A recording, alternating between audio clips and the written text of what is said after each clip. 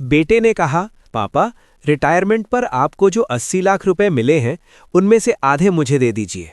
पापा ने गौर से बेटे के चेहरे को देखा और बोले, क्या करोगे इन पैसों का? बेटा बोला, एक गाड़ी खरीदूंगा और बाकी पैसों से आपकी बहू को ज्वेलरी दिलवाऊंगा। वो काफी समय से मेरे पीछे पड़ी है। पापा मुस्कुराए और बोले, बेटा, गाड़ी और ज्वेलरी अपनी कमाई से खरीदो। मैंने तुम्हें पढ़ाया लिखाया, नौकरी लगवाई। अब शौक अपनी मेहनत से पूरे करो। मैंने तुम्हारी माँ को वादा किया है कि इन पैसों से मैं उसे पूरे भारत की यात्रा करवाऊंगा, इसलिए मैं तुम्हें ये पैसे नहीं दे सकता। इतना सुनते ही बेटा और बहू नाराज हो गए। बहू ने कहा, बूढ़े बुढ़िया की हड्डियां शमशान जाने को तैयार हैं और इन्हें घूमने का शौक चढ़ा है। और इतना कहकर दोनों घर छोड़कर चले गए। माँ की आंखों में आंसू थे। पापा ने हाथ पकड़कर कहा, रो मत, इस बुढ़ापे में हम दोनों एक दूसरे का सहारा बनेंगे।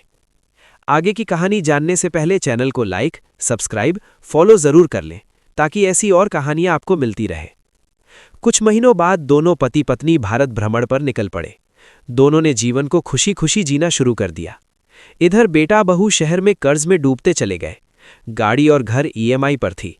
एक दिन नौकरी चली गई। घर और गाड़ी की ईएमआई के लिए बैंक का दबाव और समाज की बेरुखी सब सामने आ गया। तब बेटे और बहू को अपने माँ बाप की याद आई, जिन्हें पैसों के लिए वो अकेला छोड़ आए थे। कांपते हाथों से बेटे ने पिता को फोन मिलाया, पापा, हमसे गलती हो गई, हमें माफ कर दीजिए।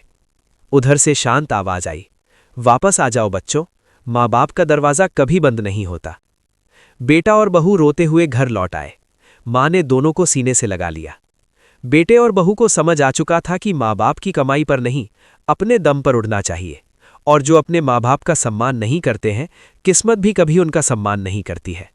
जीवन की असली कमाई पैसा नहीं, अपने माँ बाप की खुशी और उनका हंसता हुआ चेहरा है।